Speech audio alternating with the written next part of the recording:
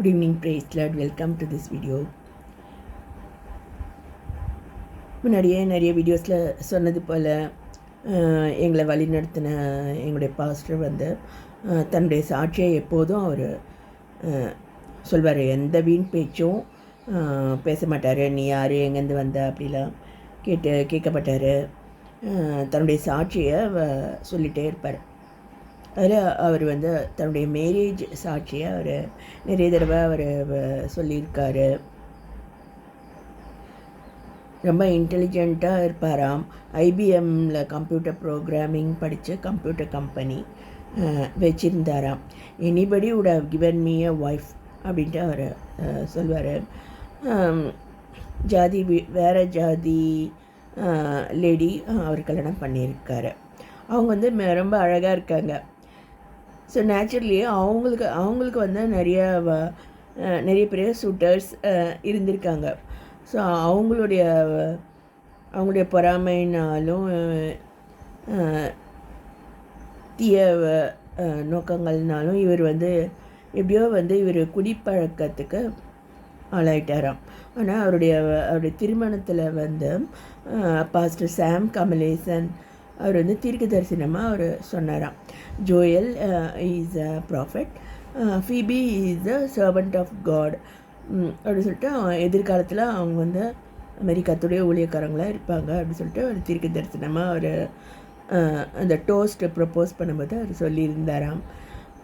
கடைசியில் அவர் தான் இவங்களை ஊழியத்துக்கு ஒப்பு கொடுத்து குடிப்பழக்கத்தின் நிமித்தம் மரண தருவாயில் இருந்து கர்த்தர் அவரை ரட்சித்து திரும்பவும் சாம் கமலேசன் கிட்ட தான் போயிருக்காங்க.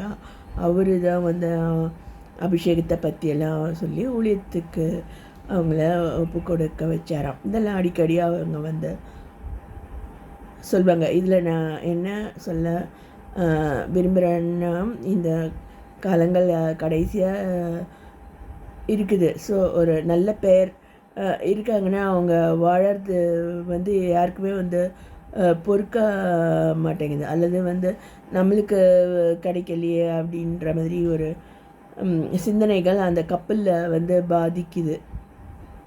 அதுமாரி அவர் சொல்வார். அப்புறம் அந்த சிஸ்டருடைய கசின்ஸு இருப்பாங்க இல்லையா, அதில் யாரோ ஒருத்தர் வந்து அதை தண்டவாளத்தில் விழுந்து தற்கொலை பண்ணி கூட அவர் இறந்துட்டாராம். அதுபோல் ஒரு மேரேஜில் இந்த மாதிரி எல்லாம் வந்து ஆபத்தான சூழ்நிலைகள் உருவாகுது அவங்க சொல்லுவாங்க. அதில் இன்னொருத்தர் வந்து நானும் ஆவிக்குரிய ஜீவியத்தில் வளரணும், எனக்காக ஜெபம் பண்ணுங்க அப்படி சொன்னவங்களும் இருந்தாங்களாம். அதுபோல் கடைசி வரைக்கும் நாங்கள் ஒரு 7 வருஷம் இருந்து நான் படிச்சிருப்பேன். ஒரு நாள் கூட எங்கிட்ட அனாவசியமான வார்த்தைகளை அவங்க பேசவே இல்லை. தொடர்ந்து என்னை வழிநடத்தி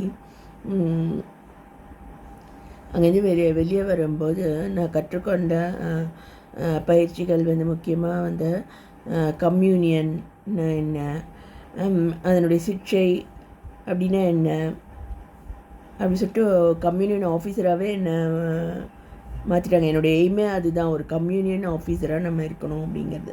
ஸோ என்னுடைய இருதயத்தின் வாஞ்சி அங்கே நிறைவேறிச்சு.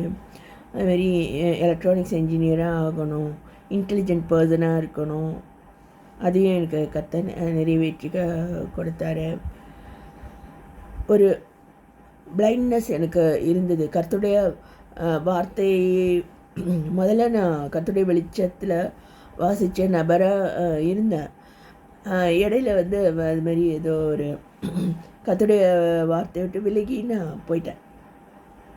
அதுலேருந்து திரும்பவும் அதாவது முழு வேதாமத்தையும் கர்த்தருடைய வெளிச்சத்தில் வாசிக்கக்கூடிய கிருபையை கொடுத்தாரு. வரங்களை பகிர்ந்து கொடுத்தாரு. எனக்கு என்ன வரம் இருக்குது, அதை எப்படி பயன்படுத்துறது, அந்நிய பாஷைகள், அதை குறித்து இருந்த அவிசுவாசங்கள் அதெல்லாம் என்ன விட்டு நீங்கும்படி கர்த்தர் கிருபை செய்தார. அந்த என்டையர் ப்ராசஸை வந்து ஒரு ஷோ போல் அநேகருக்கு பிரயோஜனமாக இருந்தது. இதை நான் சாட்சியாக நான் சொல்ல விரும்புகிறேன்.